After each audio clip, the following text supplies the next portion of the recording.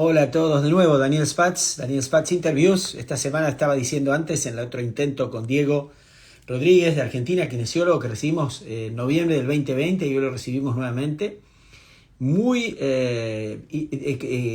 Esta semana muy ocupados y le decía, hola amigos, espero que esta vez Ricardo Medina, un amigo y tanta gente que va conectándose, gracias. Vean las entrevistas, suscríbanse, apoyen mi trabajo, compártanlas. Yo creo que está bueno, ¿no? Ser generoso. Yo soy muy generoso y yo vivo del tenis, como digo siempre, ¿eh? No vivo de esto. Hay otro Diego. Así que es lindo también que colaboremos entre todos, ¿verdad? No hay que ser egoísta. Voy a recibir a Diego. eh, Esta vez podamos. Salud, don Daniel, gracias. Don Francisco, me siento. Patricio. Hola Daniel, ¿me escuchás? Fantástico. Vamos todavía. ¿Cómo estás? Es que, ¿cómo estás, Dieguito? La otra vez fue perfecto desde el comienzo. Bueno, ¿qué va a ser? Cosas que pasan en Argentina. No, pero sucede.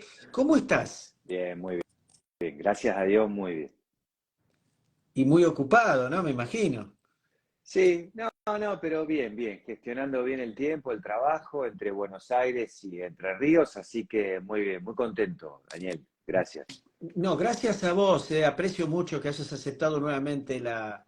Haces un trabajo extraordinario y sos una persona muy seria. No creo que aceptes cualquier tipo, me imagino, ¿no? Porque no, es que sos una persona de mucho recorrido, de mucha trayectoria. Mirá, eh, lo que vos hacés lo valoro mucho, lo valoro un montón. Toda la gente que te sigue, toda la gente que te aporta cosas desde el tenis, creo que has entrevistado a todas las personas que más entienden de tenis y todo lo que haces lo valoro mucho, así que lo menos que podía hacer era estar hoy charlando contigo. Muchas gracias. Mirá, acá tengo hice Uh, el trabajito de la primera entrevista que hicimos. qué bueno, qué bueno. Quiero arrancar, vos dijiste, el tenis cambia como cambian los iPhones. Total, va muy rápido todo. Se ha acelerado, se han acelerado los cambios. Yo creo que hoy, no sé, viendo la última final de Wimbledon nada más, vos te das cuenta que torneo a torneo, año a año, temporada a temporada, todo va evolucionando a una velocidad increíble. Así que creo que hoy el desafío es adaptarse rápido a los cambios y sufrir lo justo y necesario. Que es tu trabajo cuidar. Mira, después dijiste algo muy lindo. Vos desarrollá lo que te voy planteando y decir lo que vos quieras. Dale, El dale. tenis no es de contacto, pero es muy violento.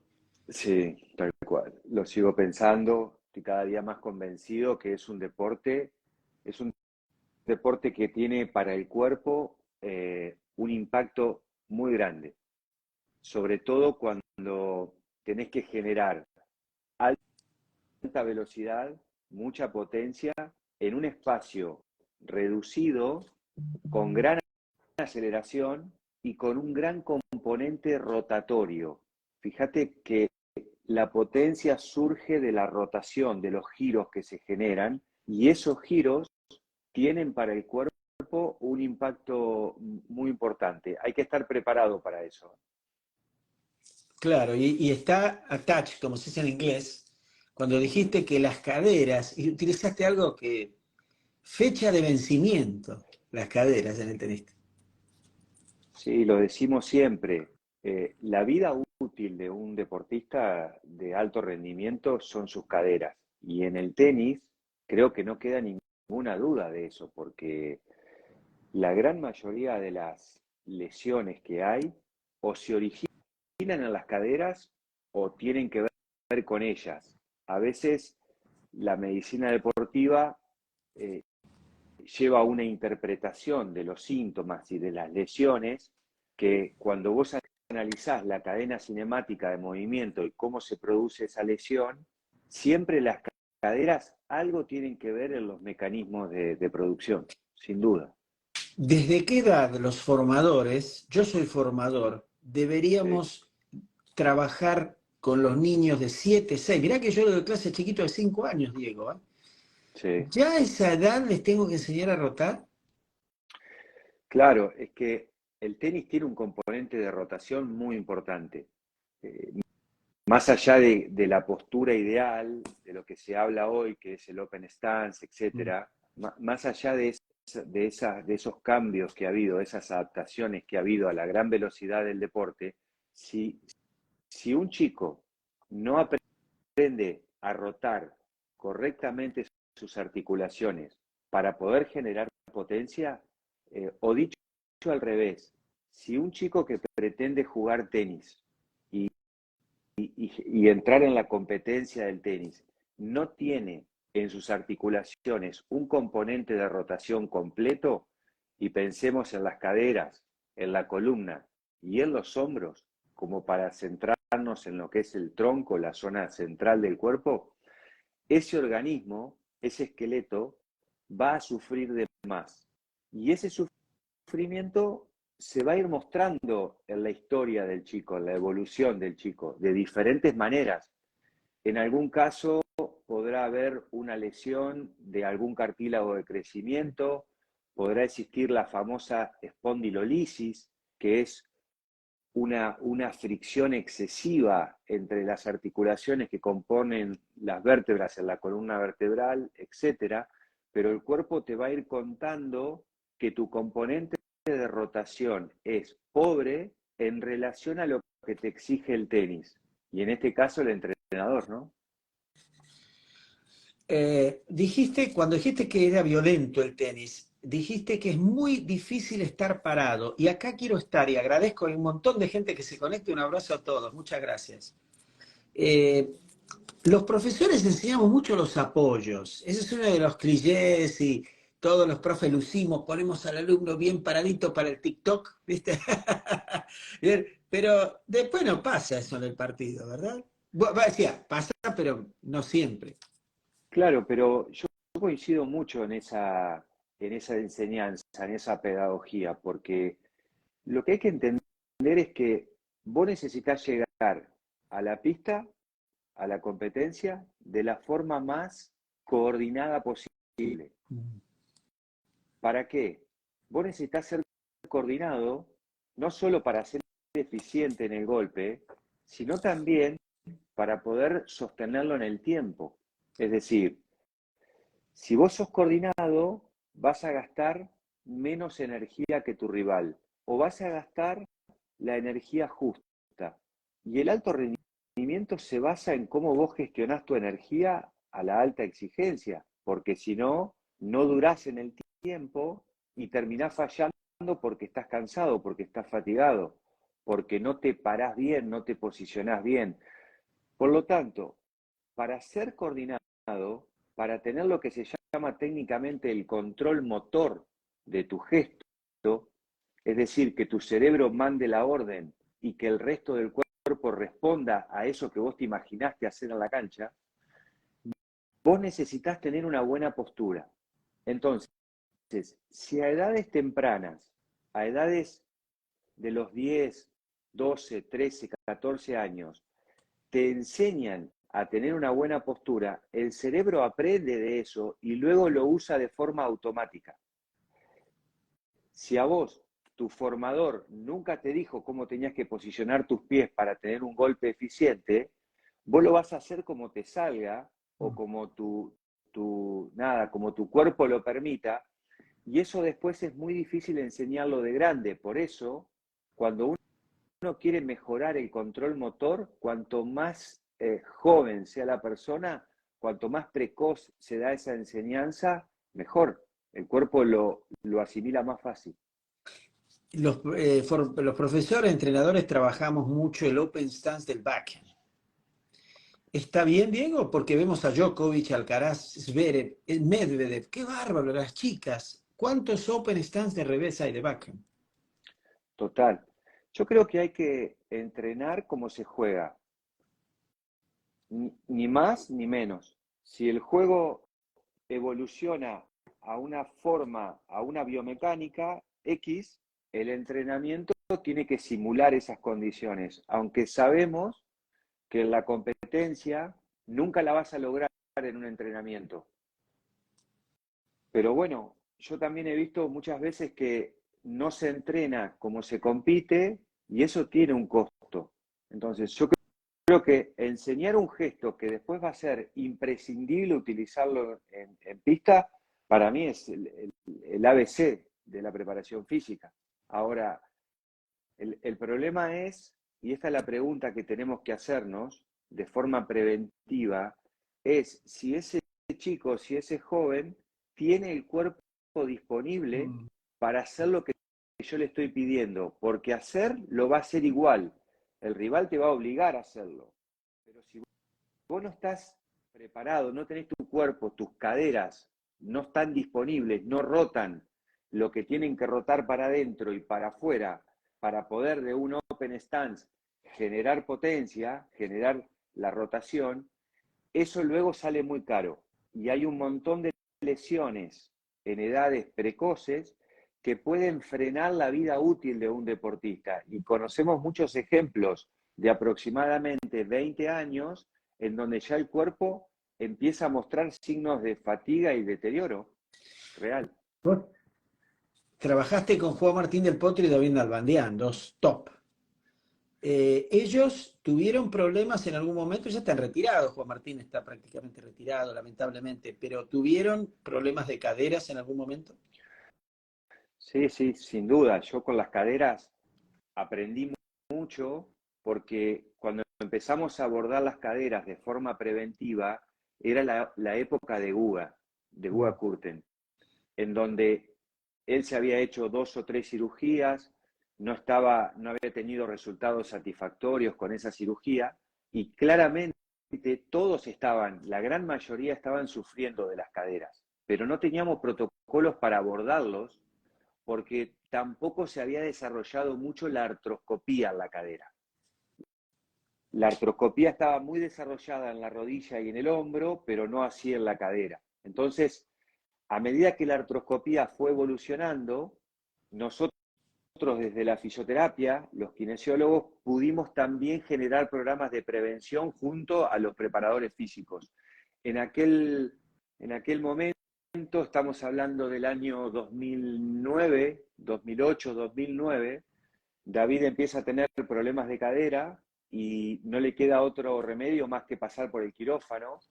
Entonces, fue todo un desafío porque ahí tuvimos que ver qué hacían en Australia, qué hacían en Europa, qué hacían en Estados Unidos, y entre toda la información que había, junto al doctor Cotorro, armamos un plan de prevención y de rehabilitación de las caderas. Y por suerte, en el caso de David, fue muy satisfactoria su recuperación, a tal punto que cuando se retira, se opera la otra cadera que la tenía asintomática, pero decidió operarla, dejarla nuevo, pensando en este concepto que siempre hablamos, que es la calidad de vida de un tenista, para que después esa cadera te sirva para jugar al pádel, al fútbol o a lo que vos tengas ganas de hacer, ¿no? Lo milagroso fue lo de Andy Murray. Andy Murray, qué bárbaro.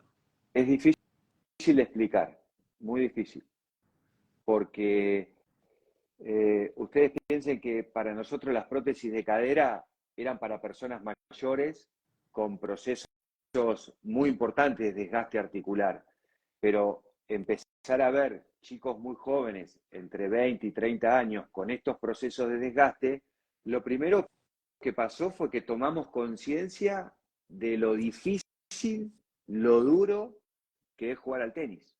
Porque si no nos explica que una cadera a los 30 años se te haya desgastado y haya generado un proceso de artrosis.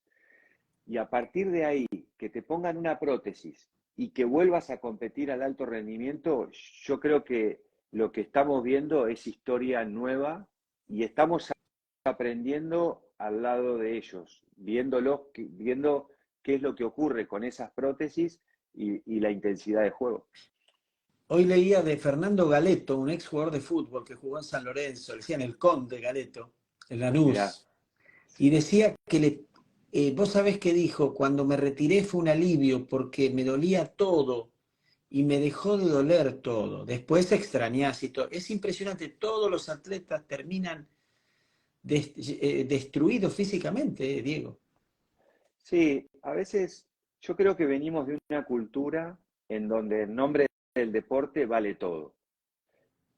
Yo recuerdo en mis épocas de fútbol que eran horas muy tarde y uno estaba por las habitaciones aplicando intramusculares, dando medicación, codo a codo con el médico, haciendo todo lo posible para que el deportista al otro día esté en condiciones. Pero se usaban métodos muy artificiales de recuperación y de tratamiento. Yo creo que el gran proceso, la gran evolución que se hizo fue tomar conciencia de que, primero, en nombre del deporte no debiera valer todo. Un límite, varios límites tienen que existir, que uno es pensar a largo plazo la salud de ese ser humano, porque si vos por el deporte estás dispuesto a hacer cualquier cosa, tu cabeza no tiene límite, pero tu cuerpo sí tiene límites. Entonces, ese desfasaje que se produce entre la cabeza de un tipo muy bueno, pero que su cuerpo va sufriendo, es algo muy difícil de poder sostener a largo plazo. Y después, cuando aparecen los problemas graves, ya no hay vuelta atrás. Por eso creo que en salud, en medicina deportiva, tenemos la gran responsabilidad de cuidar al tenista y pensando siempre a largo plazo, el día después. El sobreentrenamiento, como se dice en inglés, overtraining. Acá vamos a un punto, Diego, a ver si coincidimos. El chico o la chica pueden estar técnicamente muy bien, pero son expuestos a demasiadas horas de entrenamiento de muy pequeños. Eso también puede ser perjudicial, ¿verdad? Sí, pero mira, yo eso, Daniel, ese punto, hace 20 años atrás lo veía, pero hoy día los entrenadores y los preparadores físicos han evolucionado mucho. Todo el entorno de un tenista competitivo ha evolucionado mucho y hoy prácticamente no hay errores de entrenamiento, no se ven. Es muy difícil que vos veas un error de entrenamiento. Hoy lo que se ve en el tenis es la alta competencia. No existe, no existe que vos puedas competir a alta intensidad todos los días, 50 semanas o 40 semanas o lo que hayas planificado. Eso de competir el lunes, el martes, descansar el miércoles, competir el jueves, el viernes, solamente en los Grand Slam tenés un día de recuperación, que no es suficiente. Vos fijate, comparalo con otros deportes, el fútbol. No juegan nunca más de 2 veces por semana. O comparalo con deportes donde incluso se sabe cuánto tiempo vas a estar dentro de la cancha, cosa que el tenista no lo sabe nunca. Entonces, mirá el desafío que tiene un preparador físico que tiene que acondicionar a una persona en el alto rendimiento que no sabe cuánto tiempo va a estar en pista, pero también que nunca va a tener los procesos de recuperación completos fisiológicamente como hay que hacerlos, y cuando mañana entra a la cancha ya no entra 8 puntos, entra 7, 6, 5. Y cuando llegan a la final del Grand Slam, el físico ya está a la mitad. Aunque la cabeza esté a tope, el físico está a la mitad. Entonces, el gran problema del tenis es la alta competencia, porque vuelvo a decirte, yo en el último tiempo ya no veía errores de entrenamiento. Todo el mundo ha evolucionado, está todo tan estudiado, tan fino, que hoy ver entrenar a un deportista, a un tenista de esta nueva generación, realmente lo hacen de una manera brillante. Como siempre, tenés una claridad. Sos docente, ¿verdad? También, Diego. Sí, sí, trabajo como docente, tal cual. Se nota, es indudable. Los invito a ver nuestra primera entrevista, que fue el 3 de noviembre del 2020. Mirá cómo pasó el tiempo ya. Qué bárbaro, casi 3 años, increíble. Casi 3 años. Hermoso. A ver, sacame de esta duda. cuando el golfista hace el drive, el tee-off, sale del... ¿Ese movimiento es igual que el tenista o no? La cadera, la cadera. No, no porque está quieto, está estático, está parado. Entonces, a nivel físico, él puede hacer todos los ajustes previos en la postura estática para luego golpear bien la bola. Sin embargo, el tenista tiene que aproximarse a la bola, hacer cálculos que son increíbles para el cerebro, la distancia con la bola, ya está viendo qué es lo que hizo el rival anteriormente y ya sabe a dónde va la bola, por eso llega, porque si no, no llegaría por la velocidad a la que viene. Entonces, tiene mecanismos de anticipación, tiene mecanismos de aproximación a la bola y luego tiene que ejecutar un plan motor que lo tiene en la cabeza entrenado, pero que nunca esa situación es igual a otra. El desgaste que tiene el cerebro de un tenista dentro de la cancha es increíble y a veces explica por qué se va acumulando fatiga y en un determinado momento uno ve una reacción que es totalmente inesperada o que no coincide con lo que se había hablado en el vestuario. Claro, no, muy claro. Yo me refería a la salida, ese giro de salida. No, no es igual. No, no es igual, porque el tenista es absolutamente dinámico y esa salida en el golf es estática. Perfecto. Por lo tanto, como es estática, vos lo único que necesitas es una parte de tu esqueleto que esté activa y es el sistema facial. El tenista tiene que hacer 1000 ajustes musculares antes de hacer ese movimiento con la cadera. Entonces, vos lo podés ver desde el punto de vista artrocinemático, cómo se mueve la articulación, y es parecido. Pero si lo evaluás desde el punto de vista osteocinemático, que son todos los grupos musculares que actúan sobre esa cadera, y no es comparable desde ningún punto de vista. Es muchísimo más simple biomecánicamente el golf que el tenis. ¿Qué es el sistema facial? El sistema facial es como un sistema de envoltura que tenemos en el cuerpo, es todo un tejido conjuntivo hecho de colágeno, que es, imagínate como si fuera el traje del hombre araña, que Sí. es todo un traje que nosotros tenemos que nos envuelve completamente debajo de la piel. Pero, no conforme con esto, el sistema facial empaqueta cada una de las partes de nuestro cuerpo. No hay ningún músculo, ningún órgano, ningún hueso que no esté envuelto por el sistema facial.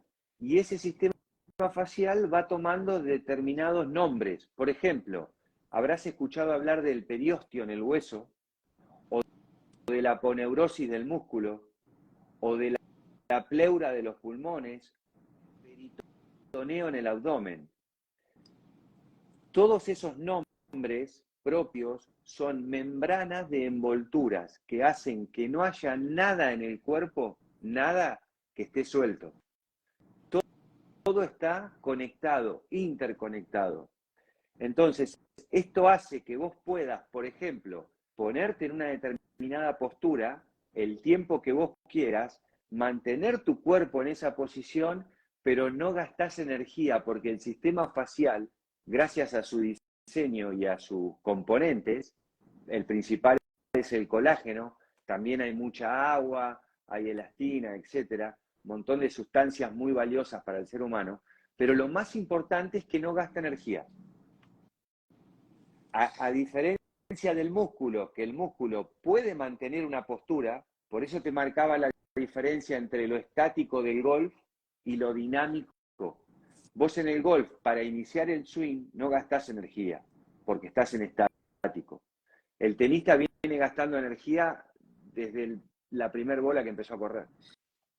Hablaste de la cabeza. Saludos a todos. Está un excelente. Vos sos muy popular, Diego, ¿eh? Así que es Bueno, un honor tenerte. Hablaste de la cabeza. ¿Con qué deporte comparás la cabeza del tenista? ¿Con qué otro deporte? Y al estar solo, al ser individual, creo que solo lo podés comparar con deportes individuales.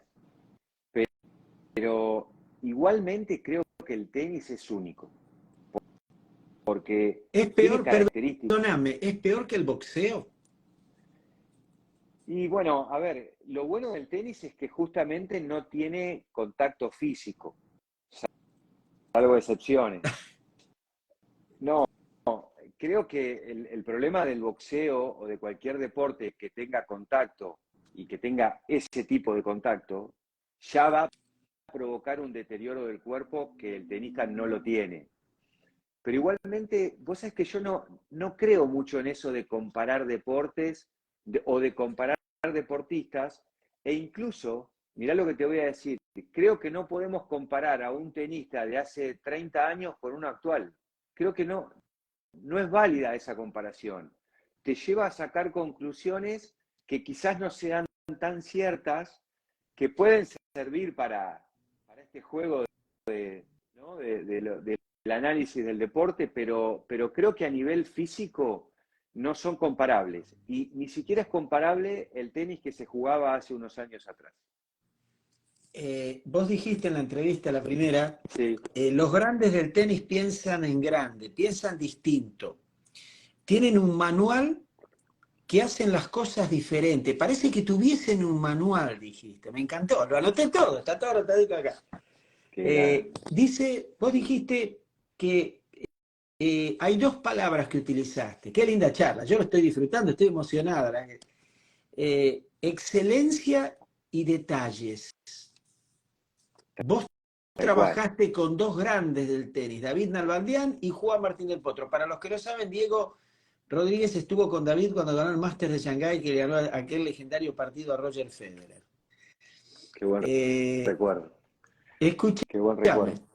hermoso, se me emociona. Pero David es un genio. Mirá, es mi sueño, el día que lo entreviste me retiro. Bueno, lo convocalo cuando quieras. Es más, ahora si me partís al medio así, lo ponemos en la otra mitad de la pantalla. Invítalo. No, no me da bola a mí, no No, quiere. ¿en serio? A lo No, mejor si no, vos no. le decís, llamalo, sí, Sí, yo feliz. lo vamos a convencer, ¿cómo no? Yo Sí, creo cómo que, no. Mirá, mira, el Peque Schwartzman aceptó y tantos otros, imagínate. no, David te va a aceptar. Mirá, yo, una de las cosas que hacía siempre era escucharlo a David, porque hacía un análisis del tenis y del rival que a mí me sorprendía, porque lo que él comentaba previamente, o la forma en la que charlaba con el coach de cómo enfrentar a un rival, después se daba tal cual en el partido. Eh, y de escucharlo, cada comentario que hacía, cada situación, y esto que yo te decía del manual, es tal cual. Es decir, yo siento que al tenis juegan bien todos, pero algunos obtienen mejor resultado que otros, y yo lo que veía es que había un detalle en el cómo hacían las cosas y que eso rozaba la excelencia desde que pensaban la gira hasta que perdían el último partido. Es decir, estar en un detalle tan mínimo, tan fino, de estrategia, de armado de equipo, de todo lo que tenía que ver con lo que rodeaba la preparación del partido y de la gira, que era tan fino que te llevaba a una excelencia alta y a una autoexigencia muy grande, porque vos sentías que si te equivocabas en lo que estabas haciendo, desentonabas en el equipo. Entonces, yo veía al preparador físico, al entrenador, todo el mundo en el mínimo detalle. Y para colmo, los kinesiólogos somos como un nexo con el resto del equipo de salud. Yo tengo que hablar con el cardiólogo, con el clínico me tiene que dar la medicación para cuando se resfríe, para cuando le duela la panza, tengo que hablar con el traumatólogo me tiene que dar la medicación para que si aparece un calambre en pista, el deportista sabe un año antes que tiene que tomar una medicación sublingual y el calambre en 10 minutos se le va a ir. O cualquier planificación planificación con el médico deportólogo, con el nutricionista, con el psicólogo incluso, todo eso muchas veces termina pasando por el kinesiólogo, porque tampoco podés viajar con un equipo con 10 profesionales. Entonces, el kinesiólogo cumple un rol multifunción, multitasking en ese caso, pero aparte te tenés que hacer responsable de tu función, que tiene que ver con la prevención, con la recuperación, etc. Entonces, es tan alta la exigencia que vos sentís todo el tiempo que tenés que estar a tope, tenés que estar al 100. Y Diego, es una actividad que por eso también es muy desgastante, porque es difícil estar un año completo a tope todas las semanas de tu vida. Es casi utópico. ¿quién arma el equipo? Vos armaste que están atentos a todos los miembros del equipo, pero ¿son los mismos jugadores que arman el equipo? ¿O el agente, el manager? Bueno, eso lo habíamos charlado, sí, lo recuerdo. Mirá, yo justo, vos nombraste dos jugadores como son Delpo y Nalba, que son dos jugadores con mucha personalidad, con una personalidad muy, muy definida, muy fuerte, con ideas muy claras de lo que querían lograr. Ellos sabían que eran muy buenos y tenían la presión de responder a eso. Entonces, cuando vos formás parte del entorno de ellos, vos te das cuenta que el que toma las decisiones, el que tiene claro el rumbo, es el jugador. Y el jugador, en este caso, deposita la confianza en una persona de su entorno con la cual va charlando día a día todos estos temas y se van tomando las decisiones. Pero si yo te tengo que responder eso, te digo, por la experiencia que yo tuve, que no significa que en todos los equipos sea así, el que toma las decisiones es el jugador. Pero primero porque es el más beneficiado y el más perjudicado en Claro. esas decisiones. Pero segundo, porque él es el que tiene el plan claro de a dónde quiere llegar. Es decir, ellos sabían que eran top 10 y sabían que podían pelear por el uno del mundo. Entonces, luego, personas del equipo íbamos rotando. A veces había un kinesiólogo, a veces había otro, a veces había un entrenador y a veces no había un entrenador. A mí me tocó 2 años con David solo Mm. y en Shanghái estuvimos solos en esa época. Y con Delpo también, cuando Delpo vuelve en el 2017 estábamos solos. Y justamente llega un momento donde vos te das cuenta que necesitas un equipo, porque si no, no podés competir, no podés ir tan arriba, te falta capacidad de trabajo, te falta calidad en los entrenamientos, te falta estar en todos los detalles, como te decía antes, hay que estar en todos los detalles. Una persona sola no puede. Entonces, el jugador va decidiendo a diferentes personas que van integrando su equipo. Y yo creo que la tendencia es a que cada vez haya más personas conformando un equipo, pero que vayan rotando en las giras. No va a ser extraño que haya 2 entrenadores, 3 kinesiólogos, 2 preparadores físicos, un manager, y que vayan rotando. Pero cuando se planifica cómo hacer para que esa persona llegue a su mejor versión, que haya 8 o 10 personas pensando ese plan, a mí me parece excelente. Mira, nos quedan 20 minutitos, se pasa muy rápido, pues se corta, se va a cortar y no quiero que pase eso. Vamos a despedirnos bien. Bueno, bien. Diego, el tema de Juan Martín, ¿verdad? De David. Los grandes han tenido un gran exjugador. Esto lo hablé con David Ferrer y me dijo, te voy a confesar algo, Daniel. Yo debía haber contratado un ex gran campeón. Me lo dijo David Ferrer, dice, nunca lo había dicho. ¿Vos pensás que ellos debieron tener en el box, además de sus excelentes entrenadores, un ex número uno del mundo, un ex campeón de Grand Slam? Mira, yo creo que en ese punto específico de alguien que haya sido tan bueno como ellos, le sirve emocionalmente, porque cuando yo me imagino que un deportista como David, cuando mira al banco y en el banco ve a alguien que pasó por la misma situación que él y lo pudo manejar, eso le debe dar una confianza y un respaldo a nivel emocional muy importante. Ahora, después tenés el día a día, es decir, que una persona, un deportista muy exitoso, haya triunfado en su carrera, en este caso en el tenis, no significa que luego en el día a día pueda conducir a una persona con la personalidad que tenía David o que tiene Juan.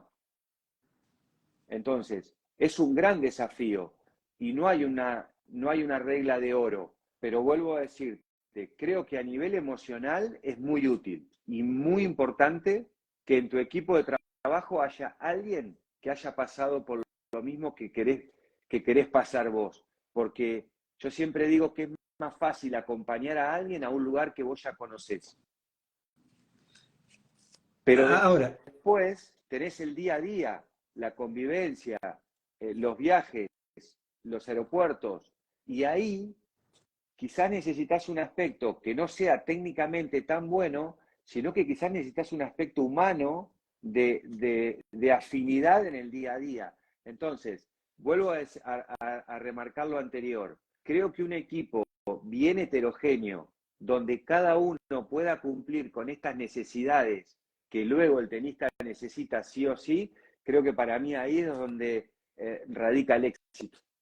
yo me refería como asesor, ¿no? O sea, por ahí viste que Ivanisevic está como full time de Djokovic, Lendl está otra vez con Andy Murray y estuvo, Becker estuvo en su momento.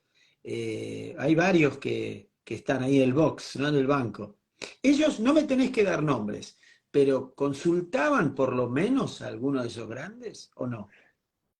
Sí, sí que lo hacen. Y no solamente que consultan, sino que observan todo.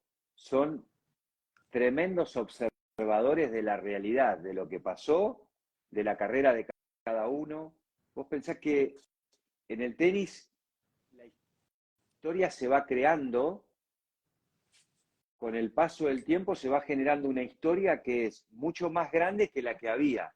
Por lo tanto, son caminos nuevos que hay que andar, son desafíos nuevos. Hay que patear el tablero muchas veces, hay que probar cosas nuevas, hay que animarse a contratar a tal o a cual persona.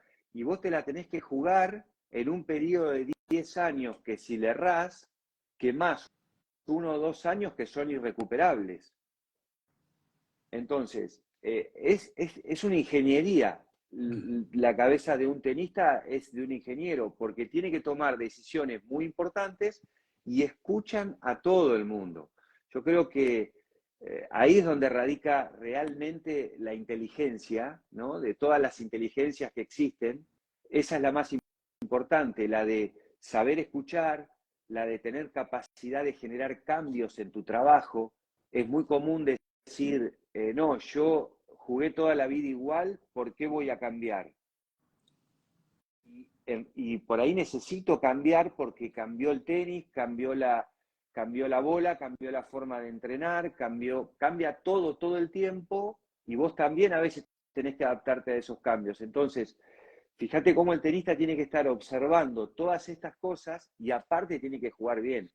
Eh, es tremendo el deporte, es tremendo. Yo creo que un día se le va a dar real valor a lo que significa ser un tenista de alta competencia. Quiero plantearte dos temitas antes de terminar, Diego. Para hablar, como siempre, horas y horas.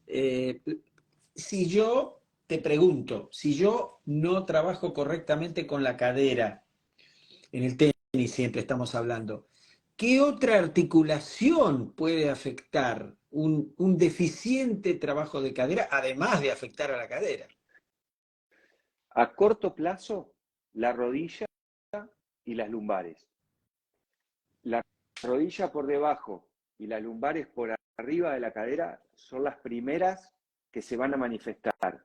La hipomovilidad de cadera se paga con hipermovilidad de rodilla y de lumbares. A nivel lumbar, simplemente si sos un adolescente, tenés riesgo de la famosa espondilolisis.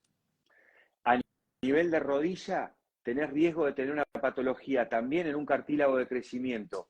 Y cuando pasa el tiempo y esa persona crece y ya tiene 22, 24, 25 años, empieza a haber desgaste de los cartílagos que estabilizan esas articulaciones que se han vuelto hipermóviles.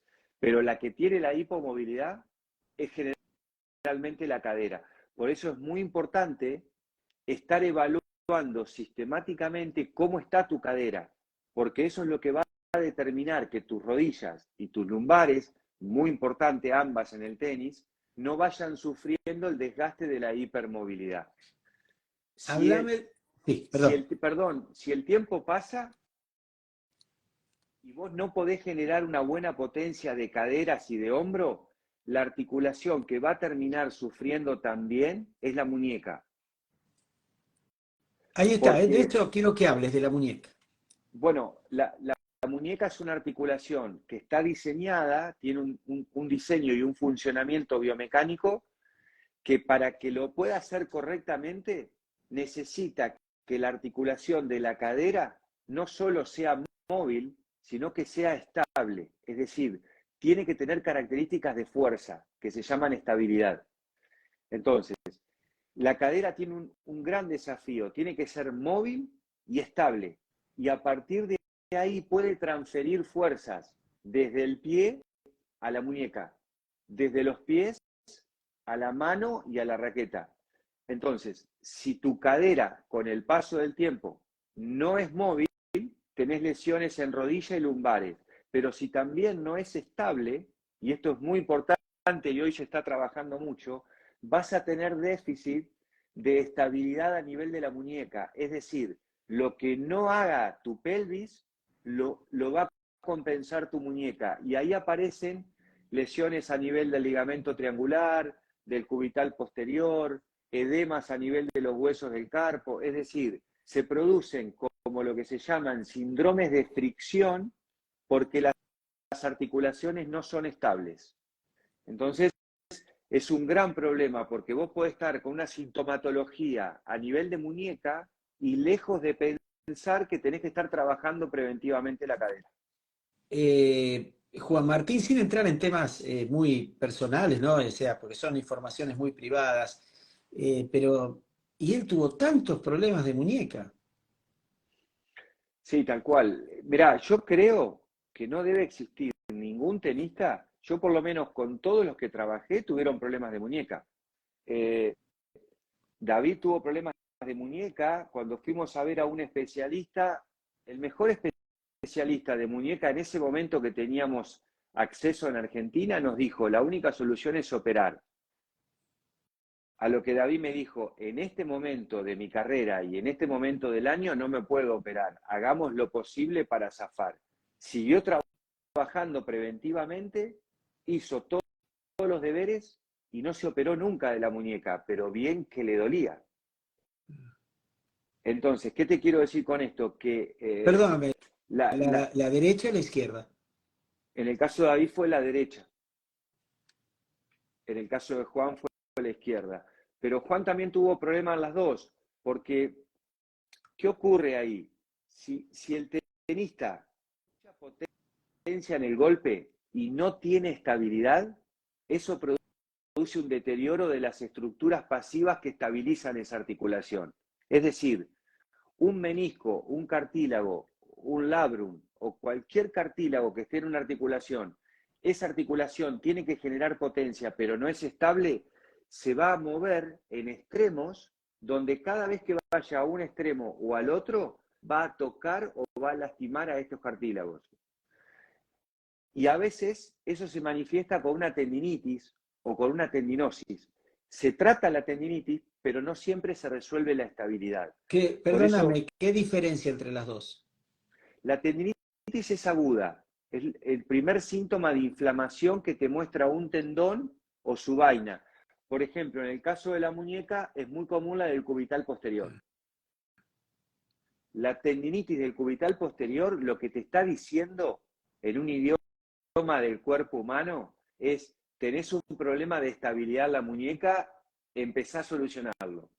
Si esa tendinitis tendinitis vuelve a aparecer y vuelve a reiterarse, o te queda el dolor durante 3, 4, 6 semanas, se hace crónica y deja de estar inflamada y pasa a estar en un proceso que es como si se hubiera desorganizado el tendón, el colágeno del tendón, y eso se llama tendinosis. ¿Eso Entonces, le pasó a Juan Martín? claro, las tendinitis son agudas y las tendinosis son crónicas. El problema es que el tendón, cuando empieza a sufrir, te deja seguir jugando. ¿Por qué te deja? Porque entra en calor y el dolor se te va. Y cuando terminó el partido o al otro día, tenés nuevamente el proceso inflamatorio. Ese es el gran problema del tenis, la alta competencia y la falta de recuperación de estas estructuras. Pero yo creo, y lo estoy viendo actualmente, que los trabajos que están haciendo los preparadores físicos con los fisios, hoy están basados también en estabilidad. Porque la estabilidad siempre se trabajó bien a nivel del core, pero no siempre se trabajaba bien a nivel de las muñecas. Y ahora se está trabajando desde el core y se irradia estabilidad a las muñecas. Entonces, creo que con el paso del tiempo, así como las lesiones de hombro se fueron minimizando, y quizás cuando en la época de Luli Mancini o de Hernán Gumi, etcétera, había mucho problema de hombro, fíjate que actualmente no hay tanto, porque los programas de prevención se adaptaron rápidamente a esa articulación. Hoy el problema que tenemos se llaman caderas y muñecas, pero estamos trabajando en eso y estamos haciendo los programas de evaluación y de prescripción de ejercicio para evitar estas complicaciones. Vamos ahí de cerca. Mirá, dos temitas más. Bueno, quiero que, por favor, tenemos 10 minutitos, 8 minutitos. Dale. Los videos donde sugieren que pasa la mano, usa la muñeca para velocidad de raqueta, ¿eso está bien? Porque se está diciendo al alumno que use la muñeca para generar velocidad. Mirá, yo creo como kinesiólogo, te digo que uno de los motivos por los que duré muchos años en el tenis es porque por lo general no hablaba de técnica. Es decir, yo observo, si un entrenador capacitado, con experiencia, le pide a un jugador que haga algo y el jugador acepta ese desafío, yo a partir de ese momento, Daniel, hago todo lo posible para que su cuerpo lo pueda hacer y no se lastime. Ahora, si esa decisión entre el coach y el jugador no fue acertada, por más que la medicina del deporte haga todo bien, eso va a terminar teniendo un resultado negativo. Pero por lo general, ese resultado lo sabes después. Háblame del plantar fascitis. Para cerrar, porque es muy común, yo lo tuve. Por ejemplo, estirar, hay que estirar, yo vi los videos que hiciste magníficos, pero hay que, me preguntaba mi hijo, Dani, que es profesor de tenis y tiene el problema, si le tiene que doler cuando estira, porque dice que él sufre, le duele cuando estira. ¿Está bien eso? Con dolor, nada, absolutamente nada. El dolor es uno de los pocos mecanismos de alarma que tiene el cuerpo para avisarte que estás corriendo riesgos. Por lo tanto, con dolor, nada. Con molestias, incomodidades, fatiga, sacrificio, todo. Pero con dolor, nada. Y el estiramiento, déjame dar este mensaje y te lo agradezco, el estiramiento no puede faltar, porque cuando se habla de estiramiento, se habla básicamente de rendimiento físico. A mí me parece que ese es un buen debate y hay que tenerlo, pero el problema del estiramiento es que el estiramiento es para la salud. El estiramiento es para que vos estés sano, para que no te rompas, para que no te lesiones. Entonces yo siempre lo que digo es, lo primero, si vos querés tener un jugador disponible todas las semanas, lo primero que necesitas es que esté sano. Y ahí el estiramiento está fuera de discusión.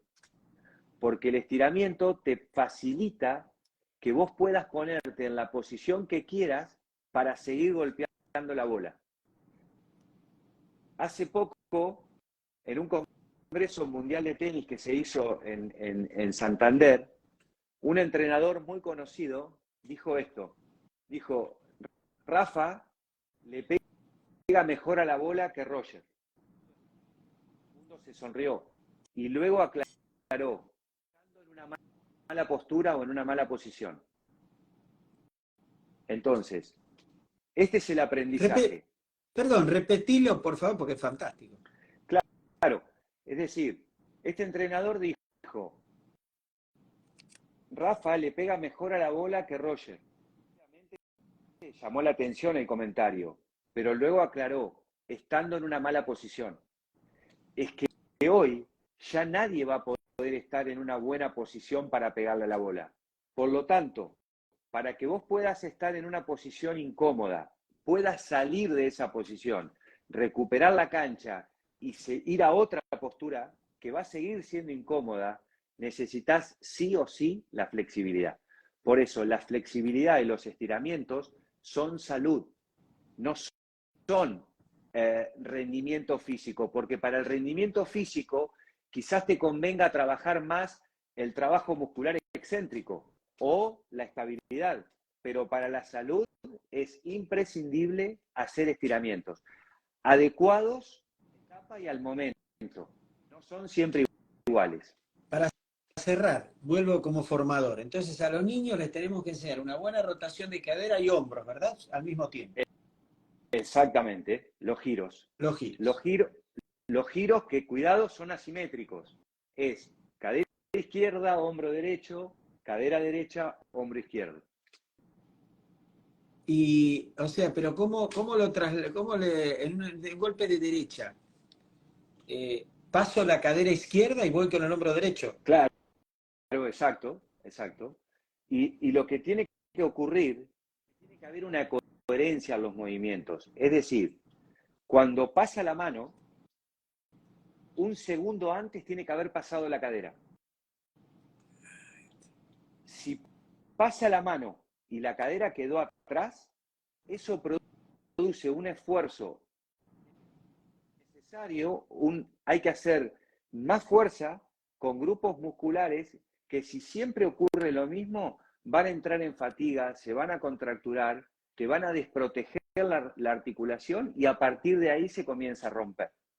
La última, y después la seguimos en otro momento, te planteo dentro de otro mes otra vez, te voy a invitar. Dale. El open stance lleva a más posibilidades de lastimarte o al contrario, te protege. Bueno, yo creo que esa excusa ya no la tenemos más porque ya hace muchos años que existe y ya hemos podido generar los mecanismos de entrenamiento.